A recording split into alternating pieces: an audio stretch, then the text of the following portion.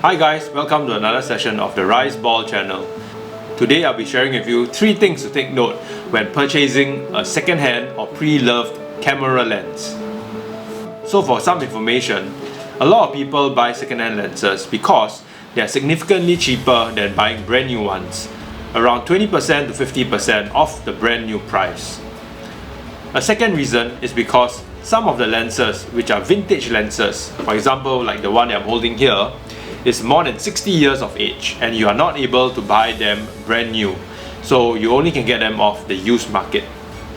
And these are lenses which are very good in quality, and some of them do not come at a cheap price. So I'll be sharing with you some tips on how to check the lenses.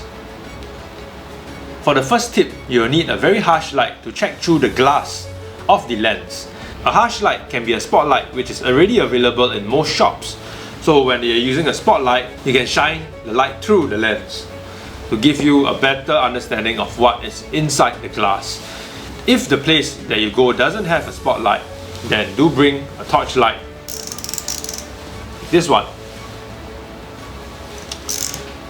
And if you don't have a torchlight, you can always use the torch on your handphone.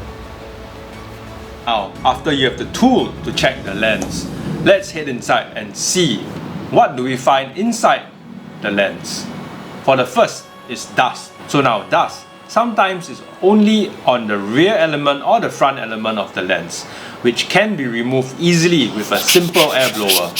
But sometimes the dust gets inside the lens, and that needs a technical skill to open up the lens to clean the dust out, which you might need to go to a technician to get it done. If there is minimal dust, it might not affect your image and you still can purchase the lens. But if there is a lot of dust internally, then you might want to get the lens checked out first by a technician to see if it can be removed. Secondly, haze. Haze is like a very cloudy day. So it's like having a layer of cloud, a very greyish tint. You can't see the blue sky, you can't see the crystal clear light, and you see a greyish tinge going through. When you shine your harsh light through the elements of the glass, you will see actually a very milky kind of tinge on the glass. It might affect a few elements, or it might affect just one element in the lens. Haze usually starts from the edges of the element and makes its way slowly through the months and years into the center. You might not realize that your lens already has some haze starting to form at the sides. Usually if you use shallow depth of field, you might not see the effect. But if the haze gets worse, you will see that there will be more flare coming in. Number 3, fungus. Now fungus is probably the easiest to notice because it appears like a spider web or cobweb. And usually it appears at different locations on the glass element. The fourth one is separation. Separation usually leaves very tiny little small dots and sometimes even rainbow lines. Separation happens most of the time to elements which are cemented together and can't be removed. And thus, separation usually is almost impossible to fix. Now I have covered the 4 things that might affect the glass element: dust, haze, fungus, and separation. Can the lenses be clean? That's a very good question. It can be clean, sometimes only to a certain extent. Some haze can be cleaned fully, some can't. Some fungus will eat into the coating of the lens, which might disturb the coating. Some at the initial stage will still be able to be removed. But another thing to look out for is also cleaning marks, that if the lens has been cleaned before, the technician might use some force to remove the haze or the fungus, and that might also cause cleaning marks on the surface of the elements. So the first thing we covered is the element inside the lens. Now let's go on to the outside. For the second tip is the focusing of the lens. So for focusing, we split it up into 2 for autofocus lenses and manual focus lenses. Alright, for older manual focus lenses, something you might want to check if the focusing ring is smooth. So through the years, the lubricant might be wearing off, or it has not been used for a long period of time, or it might be kept in a dry place where the oil might have hardened. And this will cause more friction and uneven movement of the focusing ring. So sometimes you'll get a smooth and then it becomes hard, and a smooth and it becomes hard. So by having that, it'll be very disturbing when you're doing focusing. So this is when the oil is too dry inside the focus barrel.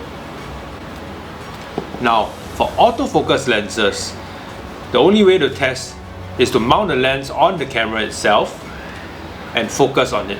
When focusing of different distances, you will hear that the motor has actually a squeaking sound,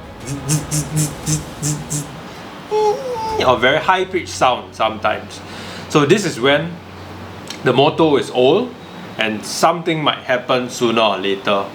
And do take note when you hear irregular sounds coming out from an autofocus lens focusing barrel. Now for the third thing to take note is the aperture ring. So again, we will split it up into manual focus lenses and autofocus lenses. So for a manual focus lens, when you close the aperture down, you will see on the plates if there are oil stains. Now this oil stains, if it's just minimal, it is okay. But if there's a lot of oil stains, this will cause haze. When you have too much oil inside the lens and you put the lens in a hot place, the vaporization of the oil will cause haze in the long run. So this is having too much oil. But sometimes the oil has dried up, which will cause irregular changing of the aperture. So for example, when you stop down to f2.8 to f4, the aperture doesn't stop down until maybe 5.6, then it suddenly has a big jump. This is what happens when the aperture is not lubricated properly. Now for autofocus lenses. Autofocus lenses, again, you have to connect the lens to the camera body. What you have to do is to turn the camera to the full manual exposure mode, usually with the letter M. Use the same ISO and shutter speed throughout the test. For example, ISO 400, shutter speed 1/60, and use a location which does not have a variable lighting condition. With a fixed ISO and a fixed shutter speed, the only thing adjustable is the aperture. So put it to the biggest aperture, let's say for example 2.8, and slowly make your way up to f5.6 and f11. If you do not see any change of underexposure when you are stopping down, then you might be having a broken circuit internally. This is from personal experience, which I had a lens many years ago that could not change aperture. But I was lucky, I still could use the lens because it was stuck at f2.8. If it is stuck at f11, then you won't be able to use the lens most of the time. So we covered the 3 things you need to know when buying a second-hand or pre-loved camera lens. Number 1, to check if the lens has haze, fungus or dust. Number 2, to check the focusing barrel to see if it's smooth. 3, to check the aperture blades for oil and to see if the circuit is working.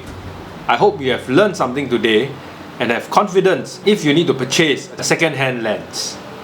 If you like this video, do click like and subscribe to our channel. Thank you!